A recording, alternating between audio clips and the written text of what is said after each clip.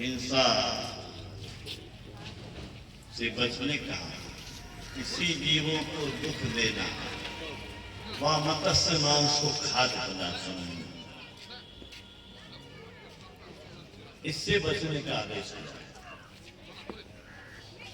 लेकिन बहुत लोगों को ये भ्रम है कि मांस में बहुत विटामिन है, बहुत एनर्जी है।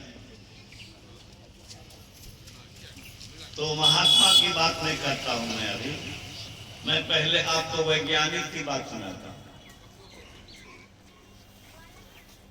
83-84 में जब डॉक्टर मेजर उपेंद्र नारायण मंडल के मैं क्लिनिक में गया था, तो ऑल इंडिया मेडिकल साइंस का शाकाहार और मांसाहार का ऊर्जा का चार्ट देखा। उसमें था एक अंडा में 80 कैलोरी ऊर्जा और एक केला में 120 कैलोरी ऊर्जा। अब सुन लीजिए, अंडा खाने वाले सुन लो, एक अंडा में 80 कैलोरी, एक केला में 120 कैलोरी। जो अंडा मुर्गी बनने वाला है, जीव बनने वाला है, और मुर्गी भी हम लोग के तरफ से खाना पीना खुद से रहना चाहता है, उसका जीवन तो आप हलाल कर दिए। पैसा कितना लगाए? एक केला की तुलना में एक अंडा का दाम आप लोग कल्पना कर सकते हैं। हमको लगता है कि हम लोग क्या जाने, लेकिन 10 रुपया से कम में नहीं होता। एक केला का दाम है 10 रुपया, क्या कोई कह सकता है? क्या 3 टका बहुत हो गया, बोलते हैं शंभू बाबू जलवार। तो एक कप दूध, हमको लगता है कि 1 लीटर दूध में 20 कप बन जाएगा, उसका दाम 50 रुपये। अब 20 कप दूध का मतलब ऊर्जा कितना? 4,000। 20 को छोड़ दीजिए, 206 को छोड़ दीजिए, 4,000 कैलोरी। एक प्लेट मांस में 220 कैलोरी। एक प्लेट मांस का दाम 200 रुपया के आसपास होगा, जो लोग बोलता है हम तो देखे नहीं। तो 200 रुपया प्लेट होटल में जाइएगा, मांस खाइएगा, तो ये बोलता है पता नहीं, जो भी हो, लेकिन कोई तुलना नहीं है मेरे कहने का मतलब। ये तो वैज्ञानिक का चार्ट है, और सब बहुत चार्ट है। मैं बहुत उदाहरण देकर के समय बर्बाद नहीं करना चाहता, आपको मैं इतना ही कहता हूं। एक तो जीव की हत्या, छटपटा के मरता है, और आप उसका मांस खाते हैं। कबीर साहब ने कहा, कहता हूं कहीं जात हूं, कहा जो मान हमार, जाकर गार तुम काटी है सो गला काट कहा। बिना हत्या के मांस मिलने वाला नहीं है। आपकी भी हत्या होगी कि नहीं? मांस शब्द ही बोलता है। मांस शब्द क्या बोलता है? कि मुझे खा लेना। कोई कहेगा कि कैसे कह रहे हैं आप? तो आप मुझसे सुन लीजिए। माम जो रसों से मांस बनता है। संस्कृत का नियम है, म हलंत के बाद अगर व्यंजन आवे तो म हलंत अनुस्वार में बन जाता है। तो माम का अर्थ होता है मुझे या स्व में न वह। ऋषि ने कह दिया कि मुझे भी वह क्या खाएगा? हम तो खाने के लिए हैं, वो भी खाएगा। कोई मांस खाए वाली था कि नहीं? सुन ले, अगर दोनों जन्म में कटवा के अपनो मांस खिले नहीं हुआ दोसर के, वही में मजा अगर महसूस कल्पना सहे हुआ तो खाओ।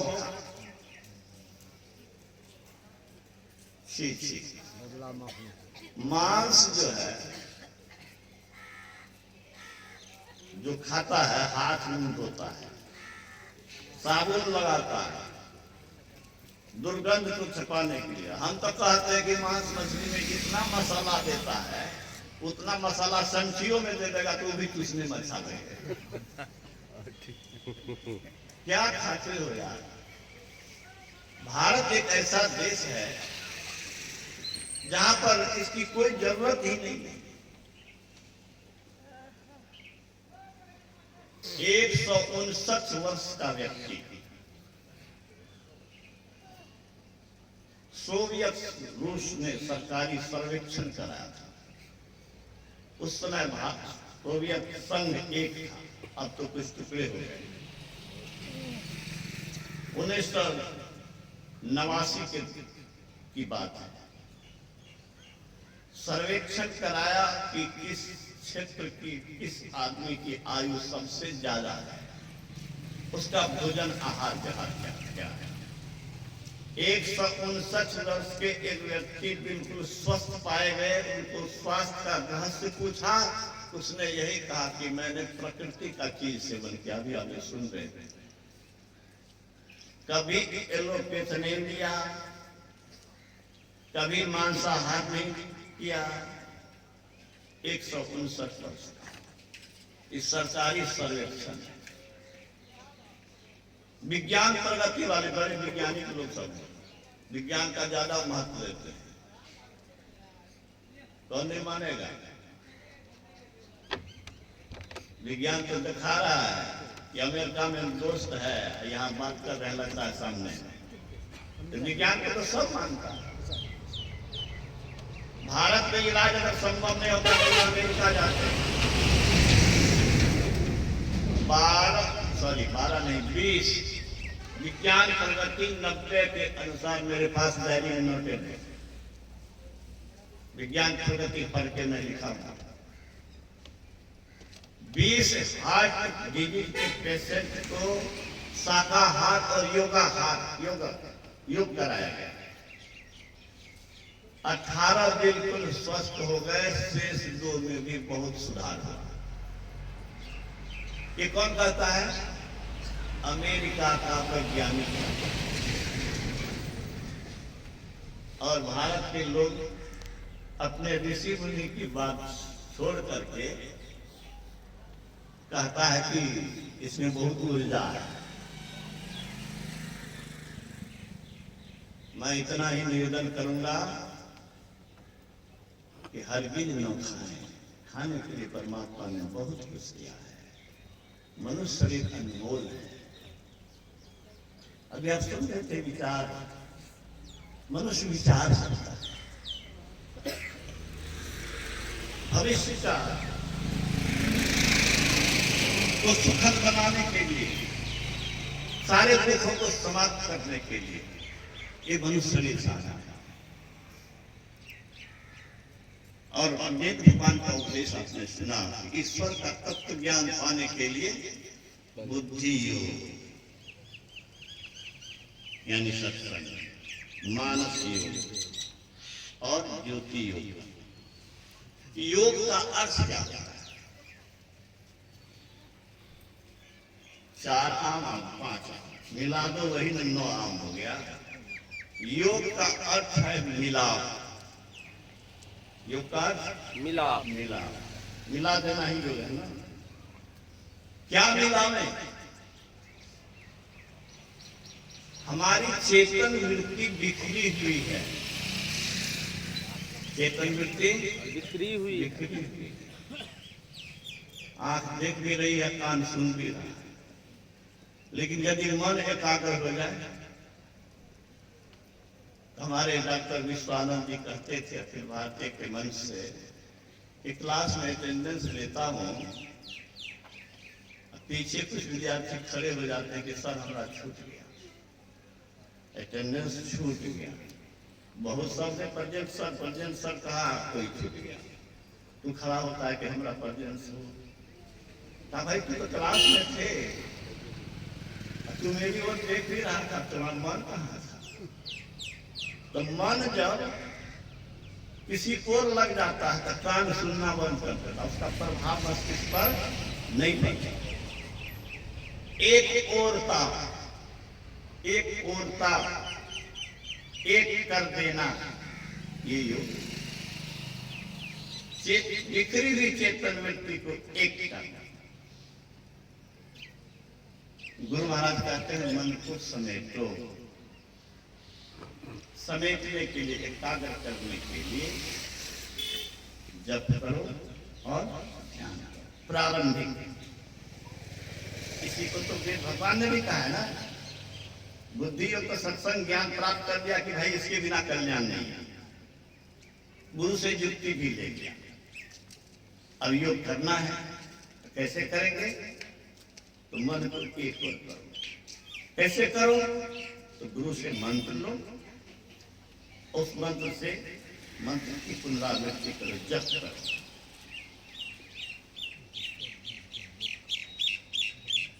मंत्र से ही माता कुंती भगवान सूर्य को प्रकट कर दिया। मंत्र से ही प्राचीन काल में प्रक्षेपास्त्र चलता था। मंत्र से वह सिद्धि प्राप्त होती थी कि भेजे हुए शस्त्र को वापस बुला सकता था। आप लोग सुने होंगे कि ब्रह्मास्त्र चला दिया था अश्वत्थामा अपने प्राण रक्षा के लिए। जब उसको द्रौपदी के पास कन्या का वध करके भागा था, इसको पकड़ने गया तो अपने जान की रक्षा के लिए ब्रह्मास्त्र, अग्नि की वर्षा होने लगी। अर्जुन ने भी ब्रह्मास्त्र करा, प्रलय की स्थिति आ गई। वेद व्यास की प्रकट हो गए, अरे सृष्टि खत्म हो जाएगी, ब्रह्मास्त्र वापस करो। अर्जुन ब्रह्मास्त्र को वापस कर लिया और अश्वत्थामा वापस करने की कला नहीं जानता। गुरु महाराज ने ये कह के बताया कि आज का वैज्ञानिक भेज दे उसको वापस करेगा, संभव नहीं है। आज का विज्ञान बच्चा है, ठीक है? आज का विज्ञान क्या है? बच्चा है। तो मैं ये कहना चाह रहा हूं कि मंत्र में बड़ी शक्ति है, लेकिन एक बात याद रखें, मंत्र अपने मन से नहीं, सिद्ध पुरुष से लेना चाहिए। साईं स्वामी जी महाराज कहते थे, राइफल की गोली को हाथ से मारो और राइफल में दे के मारो, दोनों में बहुत फर्क है। राइफल की गोली तो एक सामने में अगर 20 आदमी है तो 20 को छेदते हुए चला जाए। इसी तरह से जो सिद्ध पुरुष होते हैं, उनका जो मंत्र सिद्ध किया हुआ है, उनसे मंत्र लेकर के जप करो। फिर उनके सब में ईश्वर है, हमें ईश्वर की ओर जाना है। कोई भी मंत्र ईश्वर वाचक ही होता है। कोई भी मंत्र क्या होता है? ईश्वर वाचक। ईश्वर वाचक ही होता है। आप ओम भगवते वसुदेवाय नमः कहिए, ओम शिवाय नमः कहिए, हे राम कहिए, हे कृष्ण कहिए, हे गुरु कहिए। गुरु कहने से भी ईश्वर का ही बोल होता है। गुरु कहने से भी ईश्वर का ही। ईश्वर सब में है, लेकिन जो दिव्य विभूति है, जिन पर आपकी श्रद्धा हो। गुरु महाराज ने कहा अगर माँ बाप के ऊपर ही श्रद्धा हो, उसी को ईश्वर रूप में मानो तो उसी का ध्यान करो। मैं ये किसी को अपना इष्ट नहीं छुड़ाता, लेकिन उसमें ईश्वर मान करके उसका ध्यान करो। तो गुरु महाराज ने कहा योग का इससे सरल साधन और कुछ नहीं हो सकता। गुरु महाराज की चुनौतीपूर्ण वाक्य है। प्रारंभिक स्टेज में जप और ध्यान जो है ये सरलतम साधन है। कितना उत्तम है, नहीं सुना? परमाराध्य का ये जप और ध्यान से बढ़ करके सरलतम साधन योग का कोई नहीं हो सकता। तो चेतन वृत्ति को समेटने के लिए अभी तो हम बताए ना कि मन अगर जहाँ है तो इंद्रियां भी उधर है। इंद्रियों का चिंतन भार वहां से अच्छा हुआ, वो मस्तिष्क को सूचना देना बंद कर दिया। इसमें आगे बढ़ने के बाद ज्योति योग की आवश्यकता बताई गई। अंदर की ज्योति को पाना, ब्रह्म तत्व का ज्ञान, पूर्ण ज्ञान पाने के लिए शरीर इंद्रियों से बिल्कुल अलग होकर के ईश्वर के पास जाना पड़ेगा। अफसोस भारत की इस धर्म भूमि पर ये ज्ञान लुप्त हो गया और अभी भी खुलकहा में या कहीं मैं समझता हूं कि 90% लोग से ज्यादा लोग यह नहीं जानते कि अंदर में ईश्वर के पास जाने का जो रास्ता है वह रास्ता और पिचिंग रोड नहीं है, ईटा पत्थर का नहीं है, वह कौन चीज का है? ज्योति और शब्द का। ईश्वर के पास जाने का रास्ता क्या है? किस होते जाओगे? हम मधेपुरा से आए हैं तो सिंहेश्वर होते हुए आए हैं, जोगबनी होते हुए आए हैं। ईश्वर के पास जाओगे तो कैसे जाओगे? रास्ता में क्या देखोगे? यही घट चंदा, यही घट सूर, यही घट बाजे अनहद तूर, यही घट बाजे तवन निशान, बहरा शब्द सुने नहीं। अधिकांश लोग बहरे ही हैं। अरे इस कान से तो मुंह से निकलने वाला शब्द पकड़ोगे, इससे तो संसार के चीजों का ज्ञान होगा। ईश्वर का ज्ञान तो ईश्वरीय शब्द ग्रहण करना। ठीक है, श्याम सुंदर जी, कम से कम बीज डाल लेना है, क्योंकि बीज डाल लेंगे तो ये बीज साधारण बीज नहीं है। भक्ति के बीज में वरदान है। भक्ति के बीज में क्या है? वरदान है। किसका? भगवान का, संत का, सिद्ध पुरुष का वरदान है। वरदान से अपने को वंचित नहीं कीजिएगा। पता नहीं मैं कहीं आ पाऊं कि नहीं आ पाऊं, मैं तो पहली बार यहाँ आया हूं, लेकिन मैं इस ध्वनिवर्धक यंत्र के माध्यम से कहना चाहता हूं, ए फुलका के लोगों, भगवान कृष्ण ने कहा है स्वल्पमपस्य धर्मस्य तो महत्व भया। इसका थोड़ा अभ्यास भी बेकार नहीं जाएगा, महाभय से बचाएगा, उल्टा फल नहीं होगा। उल्टा फल नहीं। उल्टा फल का मतलब क्या हुआ? ऊपर जाने के बदला में नीचे जाना। भक्ति किस लिए है? ऊपर जाने के लिए, परमात्मा की ओर जाने के लिए। उसका उल्टा फल मतलब उससे विमुख होना, ये नहीं होगा। अर्जुन और कृष्ण के बीच का जो संवाद सच्चे अध्याय में हुआ है, उसने कहा है, शंका व्यक्त किया है कि अगर अधूरा रह गया तो क्या होगा? क्या कहा भगवान कृष्ण ने? बादल स्वर्ग के विशाल सुख को भोगेगा, श्रीमान योगी के कुल में जन्म लेगा, अब पूर्व संस्कार से वह फिर खींचा जाएगा। अनेक जन्म संसिद्धो तत्व याति परांगति।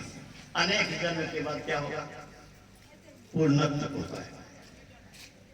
ये तो भगवान कृष्ण का वरदान है। और इस युग में जिसने मुर्दा को जिंदा किया, हम लोग गए थे गोड्डा, बांका के समीप एक बस्ती है। मंच पर एक बुजुर्ग आदमी ने आंखों देखा हाथ बताया था, एक सत्संगी के यहाँ बच्चा मर गया और गुरु महाराज आने वाले, लेकिन वह कैसा हृदय था हम लोग तो टिक नहीं सकेंगे उस परीक्षा में। उसने उस बच्चे के लाश को ढक दिया और सत्संग की व्यवस्था कर दी। गुरु महाराज आए, सत्संग किया। अंतिम में सत्संग की बात कहते हैं, तुम उदास क्यों हो? अब उनकी लीला देखिए, तो जानते क्या नहीं। किसी ने कहा कि वो रोने लगा, गुरु महाराज को बताया गया कि उसका बच्चा मर गया। हाँ, कौन कहता है मर गया? उनको जो लाठी रखते थे उसको बकुआ वाला लाठी बोलते थे, लोग कहते थे बकुआ वाला लाठी। उसको लिया और फूल जो अर्पित किया था उसको से कुछ फूल लिया। आज चलो तो देखते हैं। आंखों देखा है बताने वाला, ये तो बताने वाला नहीं है कोई कि प्रहलाद के रक्षा के लिए नरसिंह प्रकट हुए थे, लेकिन ये बताने वाले को मैंने देखा, उसको सुना कि फूल लिया, लाठी ली, खराऊ पहना, आंगन गए। कहाँ है बच्चा? तो सफेद वस्त्र से ढका था, उसको हटाया।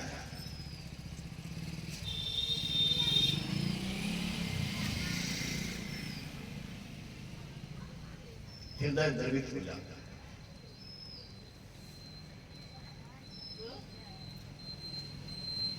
कहाँ है इसकी मां? बुलाओ इसकी मां। मां आई, कहा देखती क्या हो, दूध पिलाओ। और बच्चा दूध पीने लगा। श्री सद्गुरु महाराज की कई बार प्रमुख बना वो, जिनको शंका है उस गांव के पड़ोसी एक हैं, डीएम के यहाँ अभी ड्राइवर है, उसके पिताजी वृद्ध हैं, तो मुझसे आए थे और सारी बात बताए। तो इलाका जानता है कि मुद्दा को गुरु महाराज ने जिंदा किया। भवन गमा बांका जिला का भवन गमा होता है। तो बूढ़े हो गए तो कुछ नाम भूल जाते हैं। तो मैं जो कहना चाह रहा हूं, वे महापुरुष कहते हैं कि भक्ति का संस्कार पूर्णता दिलाकर छोड़ता है। समझ गए आप? दीक्षा लिए कि नहीं लिए? नहीं लिए तो ले लेना, मेरी बात सलाह मान लेना। मैं अपनी सोच को सलाह नहीं देता, मैं संतों की ओर से सलाह देता, भगवंतों की ओर से सलाह देता, शास्त्रों की ओर से सलाह देता। और जो नहीं मानेगा सब शास्त्र की बात, जो नहीं मानेंगे जो नहीं मानेंगे ईश्वर की बात, उनको दुर्दशा से कोई बचाएगा नहीं। वो तबला बजाने से कुछ नहीं होने वाला है। भीतर बजाओ, भीतर के संत को सुनो। ये मौका है यारो, अगर गुरु मंत्र नहीं लिया है, ईश्वर का नाम नहीं जपते हो, ईश्वर का ध्यान नहीं करते हो, तो कर लो, शुरू कर लो। पूर्णता दिला के छोड़ेगा। साधारण विठाल हो रही संत देव ऋषि वाणी हम लोग शुरू से बचपने से सुनते आ रहे हैं। रवि के तेज घटे नहीं, जो घन जुड़े घमंड, साध वचन पलटे नहीं, पलट जाए ब्रह्मांड संत वाणी। कहाँ तो दीक्षा लेने से तो जब करते थे, हाँ तो महिमा देखने से हमारे आंख में बिछोरी भर अच्छे बड़ा तरफ करे ना, इनका यहाँ सत्संग हमारे नाम चना चना एले उनका बिछोरी भागने तो बाबा करके जाना चाहिए। हमारे बिछोरी को एक खत्म भाग होता है। सत्संग के ने भी हमरा ख्याल बेतौना के पार्टी काल है। आउ कहे कि अहाँ जो पढ़े छे ना समझावे छे तो लागे छे जे पाठेदार बात हमरा अभी तक ख्याल है। तो हम कहते हैं संत की बात नहीं मानिएगा तो बहुत पछताना पड़ेगा, रोना पड़ेगा, जन्म जन्मांतर तक दुख की चक्की में पीसना पड़ेगा। गुरु महाराज ने कहा जो श्रेष्ठ लोग का कहना नहीं मानता उसका भला होना संभव नहीं है। और नहीं भलाई चाहता, तो भलाई के लिए संत की बात मानिए, जप कीजिए, ध्यान कीजिए। और अब ज्योति की योग की बात आई तो गुरु महाराज ने कहा नवधा भक्ति में छठी भक्ति दम है और सातवीं भक्ति सम है। क्या है? छठी भक्ति दम और सातवीं भक्ति सम। इंद्रिय निग्रह के साथ मनोनिग्रह दम है, और सिर्फ मनोनिग्रह जो है वह नाद अनुसंधान से होगा। ईश्वरीय शब्द जो ब्रह्मनाद है उसकी साधना से होगा, और दम का साधन दृष्टि योग से। दोनों हाथ से टूटा को पकड़ के जब हम खींचते हैं तो पूरे शरीर की ताकत जमा हो जाती है। उंगली से खींचेंगे आ जाएगा पूरा शरीर का ताकत, और दोनों हाथ लगाएंगे तो दोनों आंख की किरण धार, कर्म में किरण भी होता है, कर्म में हाथ भी होता है। दोनों किरणों को एक करके एक दृष्टि संकरी जाने योगी कहिए सोई। कौन कहा है? संत नानक।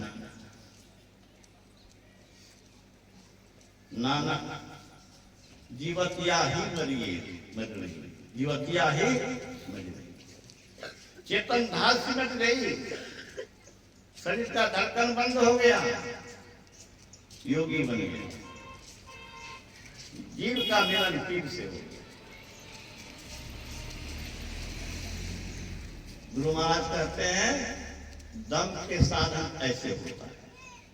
एक बिंदुता प्राप्त करो, बिंदु में कहना तो बोले दिवस रहेंगे सुहावना। ईश्वरीय शब्द की अनुभूति होगी, वह खींच कर ईश्वर तक मिलाएगा। जैसे चुंबक लोहा को खींच लेता है, वैसे ईश्वरीय शब्द आपको, आपकी सूरत को, जीव को परमात्मा में मिला देगा। कल भजन हम लोग सुन रहे थे, जाल डाल का करियो धीमर, पाला गल के पानी हो गया, या मछली गल के पानी हो गया। मछली पानी हो गया तो अब जाल डालने से धीवर को क्या मिलने वाला है? थोड़ा। ऐसे ही यमराज को कुछ नहीं मिलने वाला है। कब? जब ये जीव पिंड में मिल जाएगा। यही तो योग का लक्ष्य है, यही ईश्वरत्व है, यही मोक्ष है, यही सारे दुखों से सदा के लिए छूटना है। मनुष्य शरीर पाकर के भी कोई अगर इस सुख की ओर नहीं जाना चाहे तो समझिए कि उसमें मनुष्यत्व की कमी है। ये किनका उद्घोष है? गुरु महाराज। गुरु महाराज। मनुष्य होकर के उस परम सुख को पाने के लिए जो उद्यत नहीं है, उत्सुक नहीं है, उत्सुको नहीं है, तो समझो कि मनुष्यत्व में कमी है। और आगे उन्होंने कहा इस मनुष्यत्व की कमी को कौन दूर करेगा? सत्संग दूर करेगा। इस मनुष्यत्व की कमी को कौन दूर करेगा? सत्संग दूर करेगा। इसलिए सत्संग की बड़ी आवश्यकता है। ये ज्ञान लग गए। गुरु महाराज ने कहा पक्षी जो उड़ती है ना यार, उनको दो देने होते हैं ना, एक पूंछ होती है। एक फुट अगर डैमेज हो जाए तो उड़ी की क्या? पूंछ डैमेज हो कि देना कोई डैमेज हो, उड़ नहीं सकती। इसी तरह अध्यात्म पथ पर उड़ना चाहते हो, उठना चाहते हो, भक्ति, ज्ञान और योग तीनों अति आवश्यक है, तीनों अनिवार्य है।